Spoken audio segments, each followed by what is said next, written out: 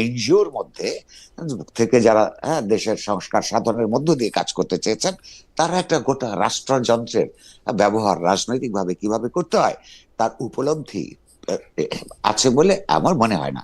ফলে আজকে যে সমস্ত ফেইলিউর গুলি দেখছেন, মূলত তাদের যে রাজনৈতিক অভিজ্ঞতাহীনতা, তাদের যে রাজনৈতিক অঙ্গীকার, তার যে রাজনৈতিক দিক দর্শনের প্রয়োজনীয়তা পড়ে। রাষ্ট্র তো একটা পুরোপুরি রাজনৈতিক সংগঠন, তো এই সংগঠনকে কোন দিকে কিভাবে নিয়ে যেতে হয়, কিভাবে মতাদর্শিক উপাদানগুলোকে বাস্তবায়ন করতে হয়, সর্বোপরি এই অধিকাংশ মানুষ যারা বিভিন্ন দৃষ্টিভঙ্গি নিয়ে রাস্তায় নেমেছিলেন, তাদের মেজরিটি মানুষের কি আকাঙ্ক্ষা, তার যে রাজনৈতিক রূপ দেওয়া এবং সেই রূপকে বাস্তবায়ন করবার চিন্তা, চেতনা, অভিজ্ঞতা, আকাঙ্ক্ষা কোনোটাই তাদের ছিল না। তারা এক ধরনের লুজ টাইপের, যে তরল, তাদের দেশের জন্য ভালোবাসা আছে আমি এখনো বিশ্বাস করি। আবার ক্ষমতাকে পেলে ক্ষমতাকে যে সুষ্ঠুভাবে ব্যবহার করতে হয়, এইটা যতক্ষণ না আপনি কাউকে ক্ষমতা দিচ্ছেন ততক্ষণ পর্যন্ত তার পরীক্ষাটা হয় না। এদের মধ্যে অনেকেই আছে ক্ষমতাকে অপব্যবহার করছেন, হ্যাঁ সেটাও আছে, সেটা ক্ষমতার একটা অন্তর্গত সমস্যা। এ কারণেই ক্ষমতাকে আপনার জনসমাজের দিক থেকে, সংবাদ মাধ্যমের দিক থেকে, রাজনৈতিক দিক থেকে অপোজিশনাল একটা চাপের মধ্যে রাখতে হয়। সেইটা রাখবার চেষ্টা এখনো পরিপূর্ণভাবে হচ্ছে না, কারণ সবাই নির্বাচনের যে দিকে চেয়ে আছে। করবে ডক্টর মোহাম্মদ ইউনূসকে আপনার মনে হচ্ছে কিনা যে ক্ষমতার অপব্যবহার উনি করছেন, উনি উনার নিজের স্বার্থকে দেশের স্বার্থের চেয়ে বেশি সামনে রাখছেন? সেই স্বার্থের মানে আর্থিক স্বার্থ নাও হতে পারে, আপনি সেটা বলছেন, মানে হইতে পারে যে তার কাছে যেটা আদর্শ মনে হয়। জি, ওনার একটা বড় ভুল উনি শুরুতে করেছেন। আমরা জীবনে প্রত্যেকেই ছোট বড় ভুলের মধ্য দিয়ে আমাদের জীবনে গই অথবা পিছিয়ে যায়। ওনার এইটা স্বার্থবাদিতা আমি এখনো বলবো না, আমি বলবো যে একটা বিরাট ভুল তিনি করেছেন। এই যে ক্ষমতায় আসবার প্রায় সঙ্গে সঙ্গে গ্রামীণ সংক্রান্ত যতগুলো প্রতিষ্ঠানের পক্ষে উনি যে তার সমস্যা সমাধানের ক্ষেত্রে যে তড়িৎ বেগে কাজগুলি করেছেন, এইটা উনি ঠিক করেননি। কারণ হচ্ছে আপনি যখন অনেকের দায়িত্ব নেন এবং সমাজে যখন অনেক মানুষ ক্ষতিগ্রস্ত থাকে, আপনি সবার দায়িত্বটা শেষ করে নিজের দায়িত্ব গ্রহণ করা হচ্ছে যে কোনো মহৎ আদর্শের আপনার দাবি। তো উনি তার এই সমস্যাগুলো সমাধান করবার আগে তার আরো অনেকের সমস্যা, অনেক কোম্পানির সমস্যা, এগুলো সমাধানের দিকে যেতে পারতেন, কিন্তু এই তাড়াহুড়াটা তিনি করেছেন। আমার ধারণা যে এইটার জন্য তার সারা জীবন তাকে করে করে খাবে। উনি এখন ইতিমধ্যেই উনি বোঝেন কিনা আমি জানি না, এইটা তিনি করেছেন। কিন্তু তার মূল সমস্যাই হচ্ছে তার সরকারের ঠিক রাজনৈতিক দিগদর্শন না থাকা। তার একটা নন পলিটিক্যাল মাইন্ডস, তাদের নিয়ে সরকার গঠন করা এমন একটা সময় যখন বাংলাদেশে রাষ্ট্র ক্ষমতায় থাকা উচিত ছিল সব রাজনৈতিক ভাবে সবচেয়ে সংবেদনশীল, সবচেয়ে রাজনীতি সচেতন, ইতিহাস সচেতন যে সংগঠনটা হওয়া উচিত ছিল সরকার হিসেবে, সেটা হয় নাই। তারই দুর্ভোগ আমাদেরকে পোহাতে হচ্ছে।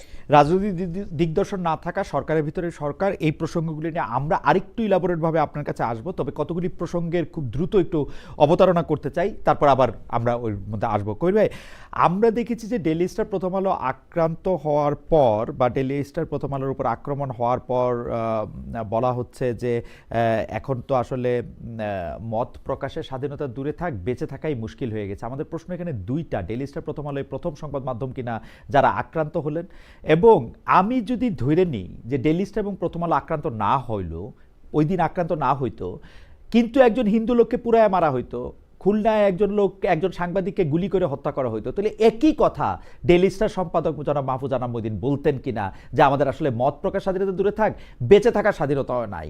মানে যে দুইটা পত্রিকা আমাদেরকে সবচেয়ে বেশি মানুষ পড়তেছে বলে দাবি করতেছে বা আমাদেরকে লিড করতেছে, তাদের সম্পাদকরা শুধু নিজেরা আক্রান্ত হওয়ার পরেই কি বুঝতে পারলেন যে দেশে আসলে মত প্রকাশের স্বাধীনতা নাই, বা এই প্রথম সংবাদ মাধ্যম আক্রান্ত হইল? এটা কিরকম? না, এটা একটা হচ্ছে যে তাদের পর যে আক্রমণটা হয়েছে, তারা খুব সেই সময় বিহ্বল হয়ে পড়ছিলেন। হয়তো শব্দের প্রয়োগ, বাক্য বিন্যাসের মধ্যে হ্যাঁ, তার এই যে ত্রুটি বলবো আমি, যেটা আপনি ধরেছেন, হ্যাঁ, এটা তার হয়েছে। কিন্তু ধরুন, মত প্রকাশ কি তিনি বন্ধ রেখেছেন? তার পরের দিনই তোমার আনবাউড বলে তো উনি পত্রিকা বের করেছেন। অর্থাৎ ওইটা একটা দুঃখের কথা, সেই, হ্যাঁ, কষ্টের কথা। আর এইটাও তো সত্য নয় যে অন্য সময় অন্য না, ওই এইটাইতে এইখানেই প্রথম আগুন লাগেনি। হ্যাঁ, অন্যান্য পত্র পত্রিকা মিডিয়া প্রতিষ্ঠান আক্রান্ত হয়েছে, বন্ধ হয়েছে আওয়ামী লীগ আমলে। কিন্তু এটা কিন্তু ভুলে গেলে চলবে না, তখন মতিউর রহমান এবং মাহফুজ আনাম সহ আমরা সকলে কিন্তু সেগুলোর প্রতিবাদ করেছি, বিবৃতি দিয়েছি, এডিটোরিয়াল লিখেছি। এই যে ধরুন, এই এখন যারা এইসব কথা বলছেন যে আমরা তখন করেছে কিনা, আসলে মানুষের আপনার শর্ট মেমোরির কারণে তখন কিন্তু তারা এটা দাঁড়িয়েছেন, কিন্তু যে এইরকম ভাবে দাঁড়ান নাই। কিন্তু কিন্তু আর এইরকম ভাবে এই ঘটনা তো ঘটেও নাই যে একটা বিল্ডিং এর মধ্যে উপরে ভেতরের লোক রেখে চারপাশ দিয়ে আগুন লাগিয়ে দেওয়া।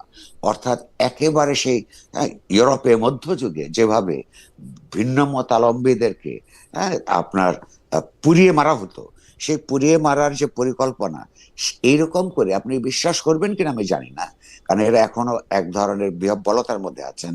সেই দিন যদি আর 20 থেকে 25 মিনিট কিংবা আধ ঘন্টা যদি ছেলে মেয়েদেরকে উদ্ধার করা না যেত, তারা কিন্তু সেইখানে সাফোকেশনের কারণে শ্বাসরুদ্ধ হয়ে মৃত্যুবরণ করত। তো এইটা এডিটর সাহেব যেদিন এটা শোনেন, সেই দিন তার যে যার সঙ্গে সবচেয়ে ঘনিষ্ঠভাবে কাজ করে তার ব্যাপারে তো সংবেদনশীলতা বাড়ে। হ্যাঁ, সেইটার কারণে হয়তো এটা বলেছেন, কিন্তু এটা মিন করেছেন বলে তো প্রমাণ নাই, কারণ তিনি তারপরও তো শুধু প্রথম আলোর জন্য বা ডেইলি স্টারের জন্য আসেন নাই, তো গোটা সংবাদ মাধ্যম প্রতিষ্ঠানগুলোর স্বাধীনতার জন্য বলেছেন, এবং নিজেরাও, হ্যাঁ, মরবার ঝুঁকি থাকলেও মত প্রকাশ বন্ধ করেন নাই। করবে এইটা নিয়েও আমরা আসলে একটু পরে ইলাবোরেট আলোচনা করতে পারবো যে আমরা জি, সাংবাদিকরা কখন কোনভাবে কোন নৈতিক অবস্থান নেই বা না আমাদের এজেন্ডা কায়েম করি কিনা। কিন্তু আমি আরেকটা প্রসঙ্গে জি, আসতে চাই, কারণ এই প্রসঙ্গগুলি বলে রাখা দরকার।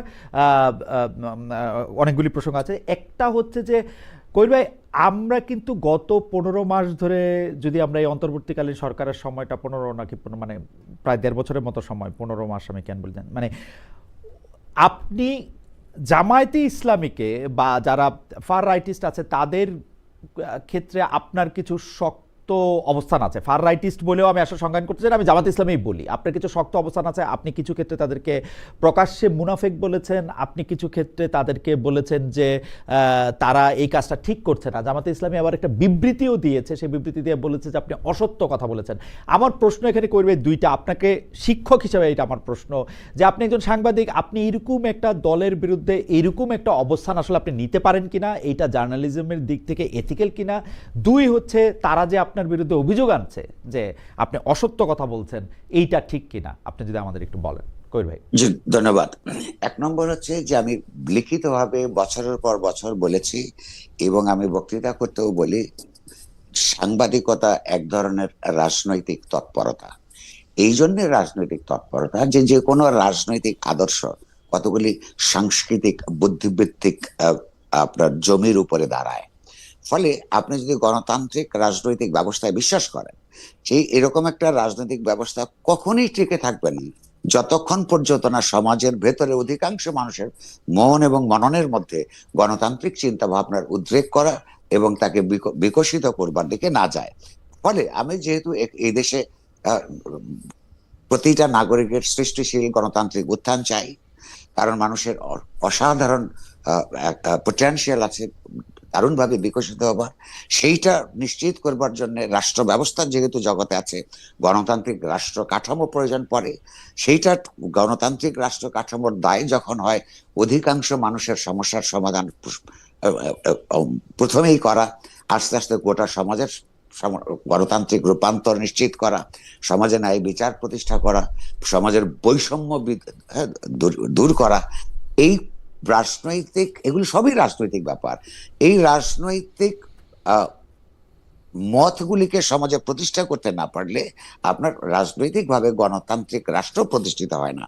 ফলে এই ধরনের চিন্তার বিরুদ্ধে যারা আছে তাদের যে রাজনীতি, সেটাকে সমালোচনা করা ছাড়া আপনি একটা বুদ্ধিবৃত্তিক তৎপরতা পরিচালনা করা যায় না। তো এই কারণেই রাজনৈতিক সাংবাদিকতা মানে আসলে প্রত্যেকটা সংবাদপত্রে তাকে একটা করে এডিটোরিয়াল পলিসি আছে। প্রায় সবাই যে সেই পলিসিগুলি তো আসলে রাজনৈতিক, বুদ্ধিবৃত্তিক তো একটা তৎপরতা, একটা রাজনৈতিক তৎপরতা। সাংবাদিকতা একটা বুদ্ধিবৃত্তিক তৎপরতা, বা সেটা দুই ভাবে দেখা। একটা হচ্ছে যে মানুষকে আপনি তথ্য দিবেন, আপনি যখন তথ্য দিবেন তখন কোন অবস্থাতেই আপনি অসত্য কথা বলতে পারবেন না, এটাই সাংবাদিকতার নিয়ম থাকা উচিত। আর সেই তথ্যটা যখন আপনি বিশ্লেষণ করবেন, সেইটার প্রত্যেকেই আসলে আপন আপন রাজনৈতিক দর্শনের দিক থেকেই বিশ্লেষণ করে, আমিও তাই করি। জামায়াতের ব্যাপারে আপনি বলছেন না, যেমন আমি একটা লক্ষ্য করুন, পরিষ্কারভাবে আমার উপর সেই দিন যারা আক্রমণ করেছে সেখানে শিবিরের লোকেরা ছিল, আমাকে কিন্তু রাষ্ট্রের দিক থেকে প্রশ্ন করেছে, অনুরোধ করেছে একটা মামলা করবার। আমি কিন্তু মামলাটা করি নাই, কারণ হচ্ছে এটা আমি ব্যক্তিগতভাবে নেই না, এটা আবার পার্সোনাল ইস্যু না। আপনি লক্ষ্য করুন, আমি একটা সংগঠিত শক্তির অগণতান্ত্রিক তৎপরতার বিরুদ্ধে কথা বলবো, আমি তো অথচ লিখবো, অথচ আমি তো আশা করতে পারি না যে তারা ওইখানে গেলে আমাকে ফুলের মালা নিয়ে দাঁড়িয়ে থাকবে। আমার অসংখ্য বন্ধু শুভান অধ্যায় প্রশ্ন করেছে, আপনি একা ওখানে গেলেন কি করে? আমি আচ্ছা, বা গেলেন কেন? আরো তো ঘটনা ঘটতে পারতো, আমি এটা জেনেই গেছি। আমার মনে হয়েছে ওইখানে আমার যাওয়া কর্তব্য। এই কর্তব্য বোধের মধ্যে যদি ভুল থাকে, আপনি যদি সেইটাকে বলেন যে এটা ভুল ছিল, সেটা একটা আলাদা বিতর্ক, আমি তো আপনার সঙ্গে তর্ক করতে রাজি আছি। কিন্তু ওইখানে আমার উপর যে তারা আক্রমণ করেছে, তো সেইটা তো অত্যন্ত স্বাভাবিক। তবে এর মধ্যে দুঃখজনক যেটা হলো, এই যে এখানে আরেকটা, এই যে জামায়াতের মুনাফিকের কথা বলছেন, তারা, আমি ওইখানে গেছি তাদের রাজনৈতিক ভাবে তাদেরকে বিরোধিতা করি, ব্যক্তিগতভাবে তাদের সঙ্গে আবার কোনো বিরোধ নাই। তারা সেই কথা বলে আমাকে আক্রমণ করবার সৎসাহস দেখাতে পারে নাই। তারা আমাকে আওয়ামী লীগ বলে আখ্যায়িত করে তারপরে আক্রমণ করেছে। এই যে আরেকটা মুনাফিকি, তারা কিন্তু আমাকে আক্রমণ করছে কারণ আমার হচ্ছে এখানে একটা সেকুলার ডেমোক্রেটিক রাজনৈতিক ব্যবস্থা আমরা চাই। আর এর চাইতে যারা বড় কুতুব, সেকুলারিজমের কি কি সমস্যা আছে সেগুলি নিয়ে আলাপ করে, সেই আলোচনায় আমরা বিতর্কে অংশগ্রহণ করতে রাজি আছি। সেটা হচ্ছে একটা একাডেমিক বিতর্ক। ধরুন যে ফরাসি সমাজে যখন 1789 সালের বিপ্লবের সময় সেকুলারিজমের কথা বলা হয়েছিল, তার একটা রাজনৈতিক প্রেক্ষাপট আছে। আজকে আপনি বলতে পারেন সেটা তো আপনার বাস্তবায়িত হয় নাই, তাহলে সেকুলারিজমের পুরো জিনিসটাই তো অবাস্তবায়নযোগ্য করে তুলেছে। একটা কথা হচ্ছে, মানুষ কিন্তু সংগ্রাম করে, লড়াই করে, আপাতত যেটা অবাস্তবায়নযোগ্য মনে হয়, কাজটা যদি ভালো হয়, কথাটা যদি ভালো হয়, আদর্শটা যদি ভালো হয়, সেটা কোথায় কোথায় ফেল করেছে সেই কারণে আমি ওইটার প্রপাগেট করতে পারবো, এটা হতে পারে না। যদি যেই ব্যবস্থা বলে যে একটা সমাজের মধ্যে মুসলমান, হিন্দু, বৌদ্ধ, খ্রিস্টান, নারী, পুরুষ সবাই থাকবে, সবার সমান অধিকার থাকবে, প্রত্যেকের ধর্মীয় কর্মকাণ্ড করবার অধিকার থাকবে, এবং রাষ্ট্র সে ব্যাপার কোন একটা বিশেষ ধর্মকে, সেটা বাংলাদেশের ক্ষেত্রে হতে পারে ইসলাম, আর ভারতের ক্ষেত্রে হতে পারে হিন্দু, অর্থাৎ সংখ্যাগরিষ্ঠ যারা, তাদের পক্ষে রাষ্ট্রপাটকে সাজিয়ে আপনার ধর্মীয় ভাবে যারা সংখ্যালঘু তাদের উপর আপনি নিপীড়ন করবেন অথবা তার চিন্তা চেতনাকে বিকশিত হতে দিবেন না, এটা তো খারাপ কাজ। তো সেকুলারিজম ইউরোপে ব্যর্থ হয়েছে বলে এটার নাম আপনি আরেকটা অন্য কিছু দিতে পারেন, সেইটার জন্য আমি লড়াই করব, এটাই স্বাভাবিক। অসম্ভবের জন্য মানুষ লড়াই করে, আমাদেরও তাই কাজ। আর এখানে দ্বিতীয় পার্টের উত্তর হচ্ছে যে তারা আমাকে বলেছেন যে আমি 3টা অভিযোগ এনেছি তাদের ব্যাপারে। এক হচ্ছে তারা ঐতিহাসিক ভাবে তারা মুনাফিকি করে, কারণ মুখে বলে একটা, কাজ করে আরেকটা বলেছি তারা ধর্মকে দারুণ ভাবে ব্যবহার করছে, হ্যাঁ, যেটা ইসলামের যে অন্তর্গত শক্তি, ইসলামের মধ্যে যে গণতন্ত্র পরায়ণতার যেটুকু অংশই থাকুক, সবচেয়ে বড় কথা ইসলাম ধর্মের বিকশিত হয়েছে জনস্বার্থের প্রতি আর বিশ্বস্ত থেকে।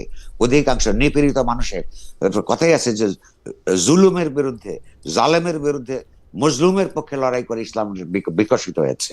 তো এখন জামাত ইসলাম আর ইসলাম এক কিনা আমি বরাবর ব্যাখ্যা করি এটা এক নয়।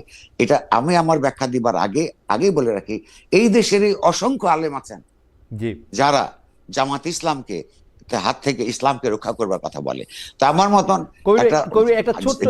একটা ছোট্ট প্রশ্ন যদি করে রাখি, যে বাংলাদেশের রাজনীতিতে ধর্মের ব্যবহার তো মোটামুটি ভাবে সবাই করে, মোটামুটি না মানে অ্যাবসলিউটলি ধর্মরে ব্যবহার করেই বাংলাদেশের রাজনীতিটা চলে।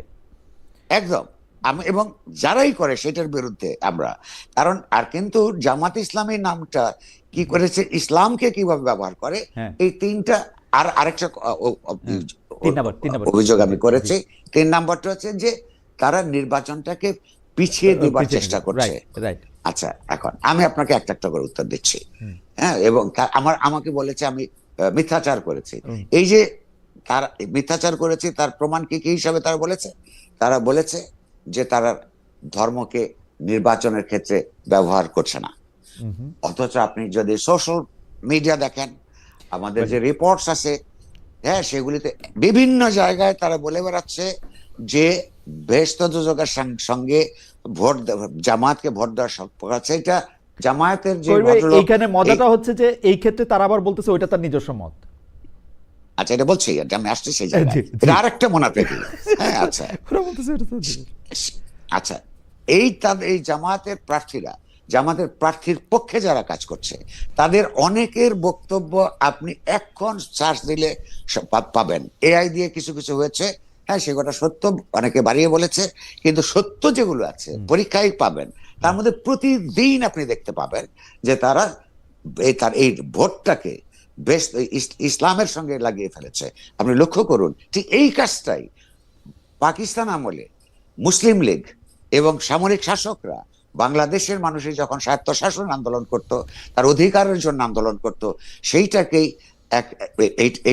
তারা ইসলাম বিরোধী আন্দোলন হিসেবে, পাকিস্তান বিরোধী আন্দোলন মানে হচ্ছে ইসলাম বিরোধী আন্দোলন হিসেবে আমাদের এইখানকার আন্দোলন সংগ্রামকে দমন করবার চেষ্টা করেছে। একই এই কারণেই কিন্তু মানুষের যেমন একটা রাষ্ট্রের যখন বিরাট আপনার রাজনৈতিক ঐতিহাসিক অভিজ্ঞতার ভিত্তিতে যখন সংবিধান তৈরি করে, সেই সংবিধান সেগুলো আমাদের মতো করে হয় নাই, এবং যেভাবে হওয়া উচিত ছিল সেভাবে হয় নাই। সেটা আরেক বিতর্ক, আরেকদিন আমরা আগে করেওছি আমরা। কিন্তু এই পার্টিকুলার পার্টটা দেখুন, 23 বছর ধরে যখন একটা রাজনৈতিক গোষ্ঠী, একটা জনগোষ্ঠী দেখেছে যে ধর্মের নামে আমাদের গণতান্ত্রিক অধিকারকে তারা পাকিস্তানি শাসক শ্রেণী আপনার নষ্ট করতে চেয়েছে, সেই কারণেই সেকুলার রাজনীতির কথা বলা হচ্ছিল, যাতে আর কেউ ধর্মের নামে আপনার এই রাজনীতিটা করতে না পারে। তো এখন আপনি কথা ঠিক বলেছেন, প্রত্যেকেই, এই আওয়ামী লীগ বলুন, বিএনপি বলুন, হ্যাঁ, তারা প্রত্যেকেই ধর্মকে রাজনীতিতে ব্যবহার করেছে, কিন্তু সেইটা দিয়ে ধর্মের ক্ষতি হওয়া ছাড়া, হ্যাঁ, আপনার গণতান্ত্রিক রাজনীতির বিকাশের অন্তরায় হওয়া ছাড়া আর কোনো কাজ হয় নাই। দ্বিতীয়ত, আপনি আর জামাত যেটা করেছে, জামাতে ইসলাম এবং ইসলামকে তারা একাকার করে উপস্থাপন করছে, এইটা বাংলাদেশের গণতন্ত্রের বিকাশের জন্য এবং ইসলামের জন্য। ইসলাম তো আমি বলছি যে জালেমের বিরুদ্ধে, জুলুমের বিরুদ্ধে মজলুমের লড়াই হওয়ার কথা। আপনি বলুন 1971 সালে এই দেশে যখন বাংলাদেশের স্বাধীনতা যুদ্ধ চলছে, এই জালেম কারা ছিল? পাকিস্তানিরা ছিল। সেই পাকিস্তানি শাসক সেনাবাহিনী ছিল। জামাত ইসলামী তাদের পক্ষে অবলম্বন করেছিল। এটা জালেমের পক্ষে দাঁড়ালো, নাকি জালেম যাদের উপর আপনার নিপীড়ন শুরু করলো, যেই নিরস্ত্র মানুষের উপর হত্যা, অগ্নিকাণ্ড, রেপ, সেই তাদের পক্ষে অবলম্বন করলো? তো এই কাজ করে তারা ইসলামের শক্তি নিজেকে কিভাবে নিজেদেরকে প্রচার করতে পারে, এবং সে ইসলামের পক্ষে যায় কি করে? কিংবা ধরুন এই যে এখনো যে অভিযোগগুলি আপনি লক্ষ্য করুন, তো যে তারা তো মিথ্যাচার করে, এবং আপনি বলছেন যে তারা বলে যে ওইটা আমাদের তার ব্যক্তিগত মত। তো ব্যক্তিগত মত, এইটাই সংখ্যা যদি তার কর্মীদের অধিকাংশ হয়, তাহলে তো হয় ওই কর্মীরা জামাত ইসলাম করে না, অথবা তারা এদের প্রতিনিধি নন। সেটা পরিষ্কার করতে কাউকে তো বহিষ্কার করতে আমরা শুনি নাই, হ্যাঁ, কিংবা তাদের বিরুদ্ধে হ্যাঁ তো কোনো মামলা রুজু করবার কথা শুনি নাই, যে তাদের যে রাজনৈতিক মত সেইটা অন্য কথা বলে তাদেরকে কলঙ্কিত করছে সমাজে, তাদের বিরুদ্ধে ভুলভাবে উপস্থাপন করছে, এইটা তো ঘটে নাই। ফলে এই কেবলমাত্র আমাকে একটা গালি দিবার জন্যই তারা এই গালিটা দিচ্ছে। নির্বাচনের ব্যাপারটা আমি মনে করি এটা আমার কাছে তথ্য যেমন আছে, বিশ্লেষণও আছে। তারা একটা হাইপ তুলবার চেষ্টা করেছিল, যা জানোবা যে এখনো করছে। আওয়ামী লীগকে আপনারা দেখেছেন, বিএনপি কে আমরা দেখেছেন। আসলেই তো আওয়ামী লীগ এবং বিএনপি তো বাংলাদেশের মানুষের সঙ্গে অনেক ব্যাপারেই বিশ্বাসঘাতকতা করেছে। তারা নানান ভাবে এক ধরনের কথা দিয়েছে, নির্বাচনের ম্যানিফেস্টোতে গিয়ে কাজ করেছে অন্যরকম। এই অভিযোগ তো আমাদের প্রত্যেকেরই আছে। যে কোনো আপনার ইনফর্মড, চিন্তাশীল, ইতিহাসবোধ সম্পন্ন মানুষ এইটা বলবে। তো আমরা এটার বিকল্প চাই। এই বিকল্প তো আমরা তাদের চাইতে পশ্চাৎপদ কোন শক্তির উত্থানকে চাই না। তারা বলছে তাদেরকে পরীক্ষা করতে হবে, তো তাদেরকে পরীক্ষা তো করা হয়েছে। তারা 1971 সালে সবচেয়ে ইতিহাসে বড় পরীক্ষা দিয়েছে। এই দেশের মানুষ যখন সবচেয়ে বিপদের মধ্যে ছিল, সেই বিপদের মধ্যে তারা বিপদাপন্ন মানুষের বিরুদ্ধে ছিল। সেই 71 সালে আবার আপনার এই মালেক মন্ত্রিসভায় তাদের মন্ত্রীও ছিল এই তৎকালীন পাকিস্তান। কিন্তু আমার একটা ছোট্ট প্রশ্ন আছে, তার আগে আমি একজন দর্শকের মতামত আপনাকে একটু পড়ে শোনাই, তাহলে আপনি বুঝতে পারবেন যে আমাদের দর্শকরা মানে কি ধরনের মতামত করতেছেন। উনার নাম আমি পড়তে পারতেছি না, মানে মুশারিয়াহ 188, উনি বলতেছেন যে খালিদ ভাই অনেস্টির সাথে বলেন তো, আপনি কখনো আমার দেশ সংগ্রাম, ওয়ান, ইসলামী টিভি ইত্যাদি বন্ধ হওয়ার পর আপনি কোনো স্পেশাল টক শোর আয়োজন করেছিলেন কিনা, সেই সময়ের মন্ত্রীকে প্রশ্ন করেছিলেন কিনা, আপনি কি দ্বিচারী নন? ভাই আপনার জানার জন্য আমি বলতেছি যে আমি করছিলাম অসংখ্য টক শোতে, এগুলো নিয়ে আমি প্রশ্ন করছি। সেই সময় এটা 5টা করে টক শো করতাম দিনে, সপ্তাহে 5টা করে টক শো করতাম সপ্তাহে, এবং এডিট টু স্পিক বলে অসংখ্য প্রশ্ন করেছি। এমনকি নুরুল কবির ভাই আমাদের সঙ্গে আসেন, নুরুল কবির ভাই আমাদের অনুষ্ঠানে এসেও এইগুলির কথা অসংখ্যবার বলছেন। আপনারা যদি দেখা থাকেন, দেখার যদি কোনো উপায় থাকে তাহলে দেখবেন। কিন্তু কবি আমার একটা প্রশ্ন আছে, আপনি আপনার উপরে যে আপনার সঙ্গে এই ভদ্রলোককে আমি আরেকটু মনে করে দিতে চাই, আমি একটু যুক্ত করতে চাই। সেটা হচ্ছে জনারা বোধহয় ভুলে গেছেন, আমরা 1971 সালে যারা মানবতা বিরোধী অপরাধ করেছে তার বিচার চেয়েছে, এখনো চাই। একই সঙ্গে তাদের ভুলে যাওয়া উচিত না, তাদের ব্যাপারে আইনটা যাতে স্বচ্ছভাবে প্রয়োগ হয়, আইনের যাতে অপপ্রয়োগ না হয়, সেইটা বলতে গিয়ে আমাকে আদালতে যেতে হয়েছে, আমার বিরুদ্ধে আদালত অপমাননার হচ্ছে অভিযোগ এসছে, আমাকে ভর্ৎসনা করা হয়েছে। কিন্তু তখনও কিন্তু তাদের ব্যাপারে বিচারটা যাতে অস্বচ্ছ না হয়, স্বচ্ছ এবং সঠিকভাবে হয়, তার জন্য কিন্তু যখন কেউ ছিল না, যখন বড় বড় এইখানে সমাবেশ হচ্ছে শাহবাগে, তখনও কিন্তু আমি আবার তাদের অধিকারের জন্য লড়াই করেছি। তাদের আরেকটা মুনাফিকি হচ্ছে, আমাদেরকে যেভাবে তারা চিত্রিত করতে চায়, আমরা তাদের অধিকার রাখবার জন্য, আমি তো এটা ব্যক্তিগতভাবে নেই না, আমি বলছি তারা তাদের রাজনীতি করুন, কিন্তু সেই রাজনীতির ভুল ভ্রান্তি এবং স্বার্থ বিরোধীরা কোথায় সেটা আমাদেরকে বলতে দিতে হবে। তারা যেভাবে করছে, তারা বাক স্বাধীনতা বলতে তাদের স্বাধীনতাকে বোঝায়, আমরা বাক স্বাধীনতা বলতে আমার রাজনৈতিক প্রতিপক্ষের বাক স্বাধীনতাকে বুঝি। আমার মনে আসে যে আমি একটু খালি আবার যুক্ত করি যে 2024 সালের যে নির্বাচন হলো, সেই নির্বাচনের সময় আমি বেশ কয়েকটা বড় বড় মানুষের সাথে ইন্টারভিউ করছিলাম, এর মধ্যে নুরুল কবির ভাইও একজন। আপনারা সেই ইন্টারভিউটা এখনো ডিজিটাল ফুটপ্রিন্টে তো সবকিছুই রয়ে যায়, ডয়েচে ওয়েলে থেকে সেই ইন্টারভিউ নেওয়াতে কবির ভাই কিন্তু এই জামাতে ইসলামের রাজনীতি করার অধিকার এবং অন্যান্য ডানপন্থী জায়গা থেকে রাজনীতি করার অধিকার সম্পর্কে সবচেয়ে সচকিত এবং উচ্চকিত ছিলেন আওয়ামী লীগের আমলে। এই 2024-এর ইলেকশনে আমার ঠিক ডেট মনে পড়তেছে না, এটা জানুয়ারির 2 বা 3 তারিখের মধ্যে হবে। আমি কবির ভাইকে ইন্টারভিউ করছিলাম। কিন্তু কবির ভাই, আমার একটা প্রশ্ন আছে আপনার বক্তব্যের ক্ষেত্রে। আপনি বলছেন আপনাকে যারা আক্রমণ করছে, যে প্রথম আলো ডেইলি স্টার, আপনি তাদেরকে বলছেন যে তারা শিবিরের লোক। আমার প্রশ্ন হচ্ছে, সেইটাও আপনি কোনো প্রেজুডিস থেকে বলতেছেন কিনা? আপনি যেহেতু এখন জামাত শিবিরের উপর ক্ষিপ্ত হয়ে আছেন, আপনার যাকে পছন্দ হচ্ছে না তাকেই আপনি শিবির বা বলতেছেন কিনা? আমাদের দর্শকরাও জানতে চাইতেছেন আপনি তাদেরকে চিনলেন কি করে যে তারা শিবিরের লোক? একদম ক্ষিপ্ত হয়ে, প্রথম কথা আমি ক্ষিপ্ত হয়ে নাই, একদম না। আমি এটাকে আদর্শগত লড়াই হিসেবে দেখি, এবং কোন ব্যক্তির ব্যাপারে কোন ক্ষিপ্ত হওয়া আমার অভ্যাসের মধ্যে পড়ে। আমি তো বললাম স্বভাবের মধ্যেই নাই, তাহলে তো আমি একটা মামলা করতে যেতাম। আচ্ছা, ইতিমধ্যেই যারা গ্রেফতার হয়েছে, সেই দিনকার যেখানে ওইখান থেকে স্পট থেকে যারা আপনার ছবি তুলেছে এবং ভিডিও করেছে, ওইখানে যারা উপস্থিত ছিল তাদের 2-1 গ্রেফতার হয়েছে। তাদের ফেসবুক পোস্টে তাদের পরিচয় আছে, নিজেরাই দিয়েছেন। তাদের মধ্যেই শিবিরের কর্মীরা, একাধিক কর্মীর নাম আছে, যেটার সঙ্গে তারা নিজেরাই শিবির বলেন। সুতরাং আমি মোটেও না জেনে ভিত্তিহীন ভাবে রাগ থেকে, ক্ষোভ থেকে কোনো অভিযোগ করি না। আমি এটা এইভাবে এটা বলবো কিনা আমি জানি না। ওকে, সারা জীবনে আমার সবচাইতে প্রিয় 2টা ব্যক্তিগত পর্যায়ে 2টা মানুষ ছাড়া কারোর বিরুদ্ধে আমি কোনো ব্যক্তিগতভাবে রাগ করি নাই। আচ্ছা, তো প্রশ্ন হচ্ছে যে, আরে ওই অভিযোগটা ছোট্ট করে আমি উত্তর দিয়ে দিচ্ছি, যে তারা নির্বাচন পেছাতে চান কি চান না, এটা তারা বলছেন আমাকে অসত্যবাদী বলে, যে তারাই ফেব্রুয়ারি মাসে প্রথম নির্বাচনের কথা বলেছিল। কথা সত্য, এই পর্যন্ত সত্য।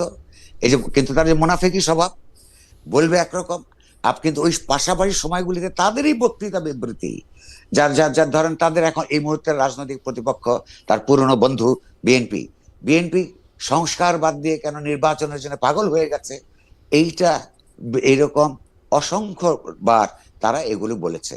যত বছর লাগে সংস্কারটা শেষ করা উচিত, এগুলো তাদেরই বক্তব্য। তারা নিজেদের ফাইল খুঁজলেই তারা পাবেন।